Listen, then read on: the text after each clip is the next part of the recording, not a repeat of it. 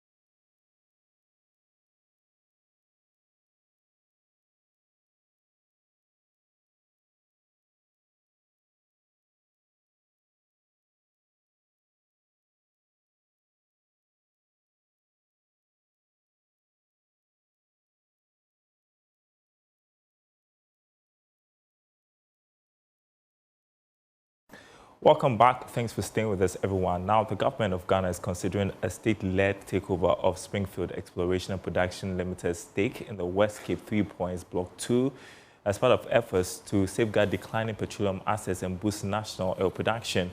This was disclosed in a statement signed by Richmond Roxon, spokesperson and head of communication at the Ministry of Energy.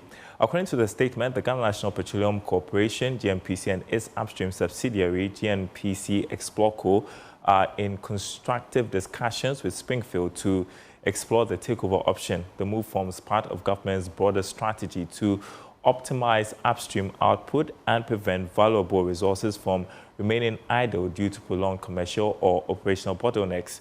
To guide the process, the statement says the Petroleum Commission and GNPC are procuring an independent technical consultant and transactional advisor. Their work will include a full technical assessment of the block and a cost audit of past expenditures, financial due diligence, and an independent valuation to determine the fair value of Springfield's interest.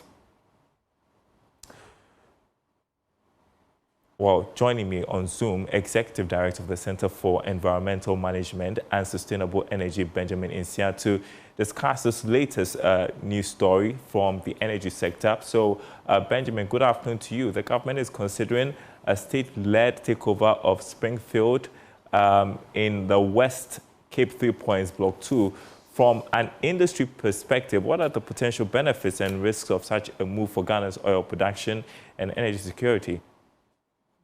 The first is an improvement in our declining upstream sector, because some of these arrangements will ensure that the necessary commitment in terms of capital investments are done to increase production, and that goes to support government's core function of increasing production from the upstream, which has seen some about 50% decline in recent times. The two is that such investment, if there's a halt in any operations, it also affects employment. And so if government takes over, it means that government is going to increase some form of employment, especially technical employment in that area. And the potential of government to mobilize revenue to create these jobs is also high, because government may seek some private sector investment abroad, which is a foreign direct investment that comes to contribute to our economy. And lastly, I also think that local economies within these areas will also be boosted because such lack of activities with respect to this field has affected some communities hitherto that were depending on this their operation. So if government begins to develop, it means that these local communities will be boosted, because certain local participants who were contributing one way or the other to these fields will now begin to work away again. So it brings a lot of positive to the state. So officials have cited prolonged commercial and operational bottlenecks as a reason for the intervention.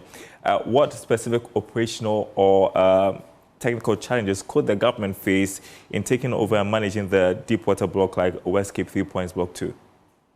I think West Cape 3 Point still has a challenge with respect to giving transparent figures as at the end of its appraisal. As at now, the industry, including SEMSA, doesn't have much information with respect to its appraisal figures. So that is a very serious issue that government has to take on when taking over this particular field, because at the end of the day, it has to be value for money.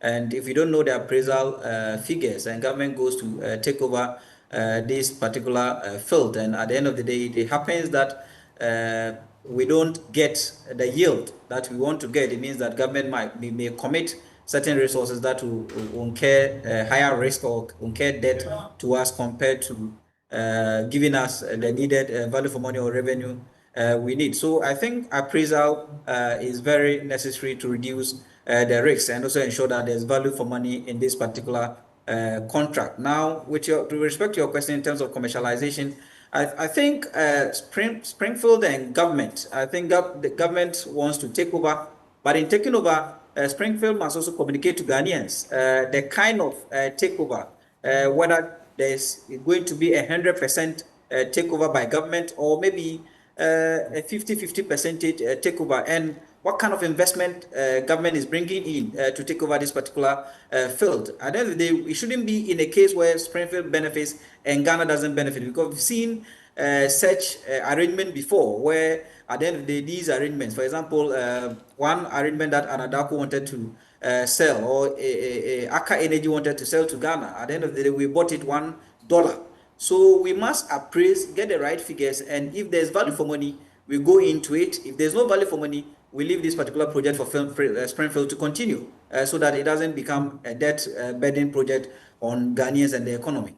Well, the ministry in that statement also emphasized local content and partnerships with experienced operators. How can Ghana ensure that this intervention not only boosts oil production, but also strengthens local capacity and maximizes economic returns? Yes, there's going to be, if proper appraisals are done and we realize that the yields are positive, I think it is going to boost local content, because if you look at the local content and Ghanaian participation law or policy within the petroleum upstream or downstream, it ensures that most of the technical supplies or activities are done by Ghanaians. So the moment we begin, there's going to be a lot of Ghanaians engaged in one way or the other on this field. Now, with respect to foreign direct investment and local participation, I think that this has nothing to do with the cap on foreign investment. I think Springfield has no capital, has no resources, and because it has no capital and resources to develop this field, that is why it wants to hand over to government. So if other Ghanaians think that they do have the capital to inject or maybe develop or explore, I think the rooms are open for them to come and then do business with the government of Ghana. And not because government is taking over, that means that there's going to be a halt. If Springfield had the capacity, it would have developed this field longer before today. Well, final question. As the government considers this move, what would be your advice based on past experiences? I think it should be first based on a technical appraisal of these fields to know the yield. If it is positive and the yields are good, we take over. If it is not, I don't think government should invest our money into this field. Otherwise, it's going to be another wastage. All right. Thank you very much, Executive Director of the Center for Environmental Management and Sustainable Energy, Benjamin Insia there. Appreciate it. Now, the Commissioner General of the Ghana Revenue Authority, Anthony Sapon, has revealed that proposed VAT reforms, including a rate reduction, are expected to take effect from the 1st of January next year. Under the 2026 budget, the government aims to reduce the VAT rate to 20%, review the registration threshold, and introduce several relief measures for businesses. Speaking at the PwC Post-Budget Forum in Accra today, Mr. Sapon explained how these changes could encourage greater compliance and support businesses across the country. The budget statement tax policies. So in respect of the VAT, the reform that we are doing, the bill is currently before Parliament. Actually, from here, Parliament has started looking at it at 10 a.m. So from here, I'm going straight to join my team to make sure that we are responding to their questions and explaining. We are hoping and expecting that we will get parliamentary approval before they rise for the Christmas season, and hoping that the president will also be able to assent to it. So if all these plans goes well, we will expect that the implementation should start 1st January 2026. But we will be working with the business community and start engaging to make sure that we plan well and give sufficient time to ensure that those who have to reset their systems are reset, and to ensure that they also get ready for the implementation. So we'll be coming back to you, but the overall plan is to try and get the act passed before the end of the year, and then we can plan for full implementation from January 26. That's great news. Can we put our hands together, please? That's a big relief for the business community. All right, that was at the PwC Post-Budget Forum. You're watching The Marketplace. We're taking a short break. When we come back, let's talk tech. We're talking healthcare and technology. Don't go anywhere.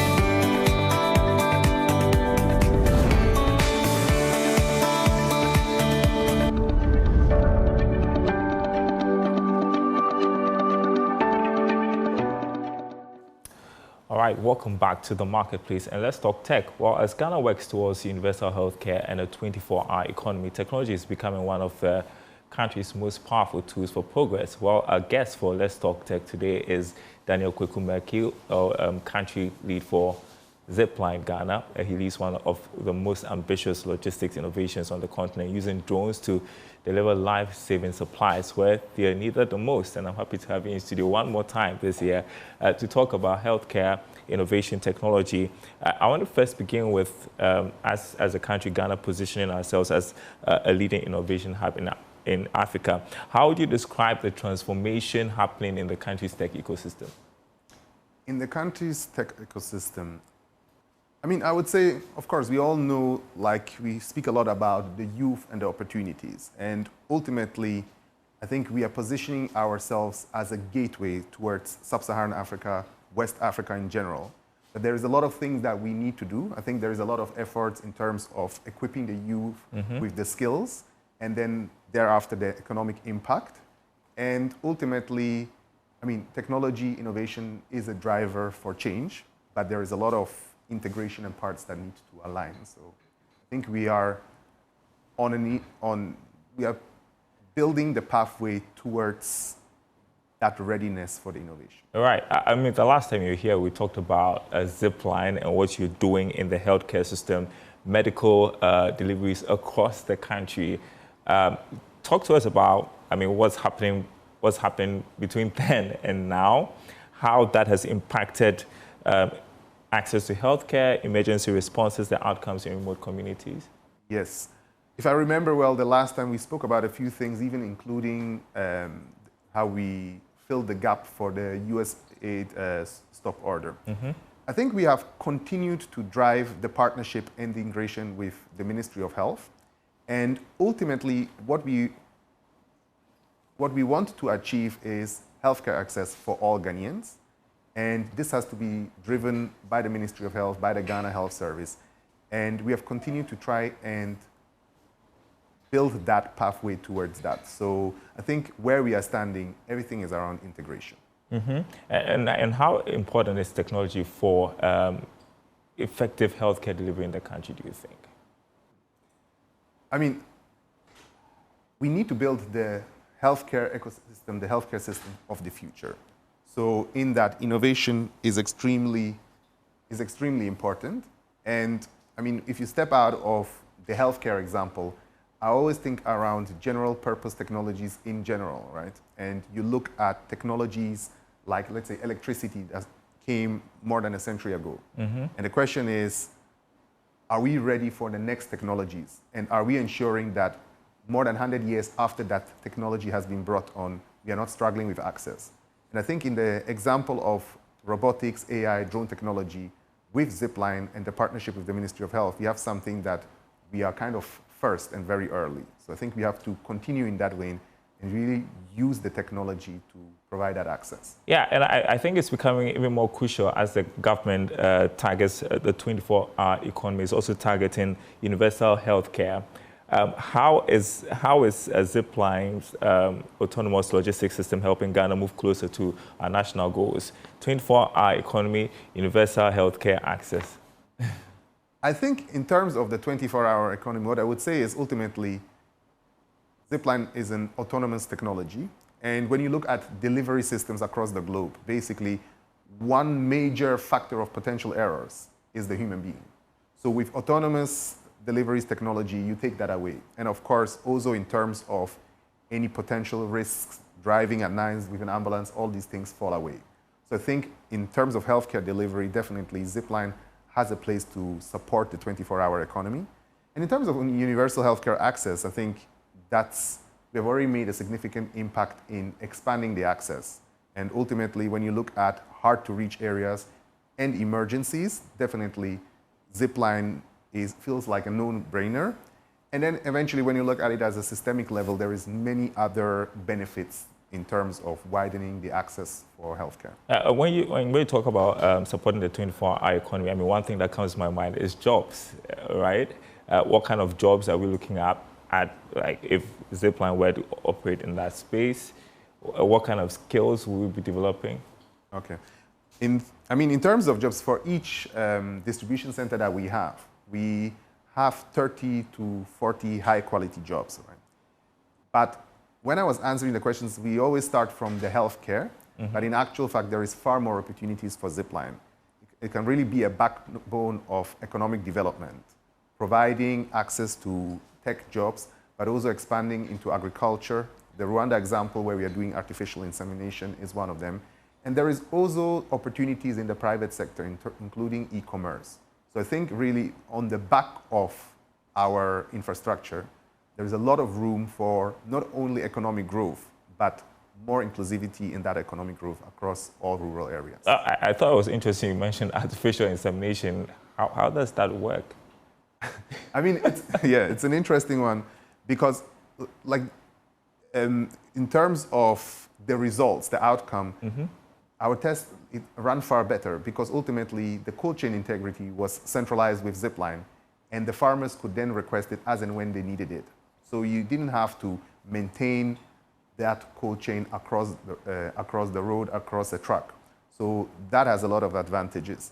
And we are even running tests where we would not even freeze the semen, where it is like picked and then immediately sent to the farmers, which would further increase. And I think there's other use cases like that that will not come to mind immediately, but when you think around it, it has a lot of benefits. And again, the job and the development impact, because once farmers have higher quality of meat production and they can expand and they have access, again, it creates a lot of jobs in those areas. Yeah, and I'm happy you mentioned that. I mean, when we talk about this, it's not just about healthcare, right? And so as we look towards growth in our next chapter as a country, what are the emerging technologies or partnerships that you believe that will shape our growth going forward? I mentioned AI and robotics, and it's something where Zipline is strong, but I think it goes beyond Zipline when we are looking at what's happening across the world, but then also at some initiatives by the government. You can see that this is really something that is super critical. And you can say that robotics is like the physical manifestation of AI. And at the same time, to drive it, we need data. And I think this is part of when I'm saying integration in the Zipline example, but even beyond. How can we leverage technology to get the right data and ensure that the decision makers have the data available and then make decisions based on that? Because the amount of data that we can process, things that we can automate, goes beyond anything that was possible, let's say, a year, 2, 3 years ago.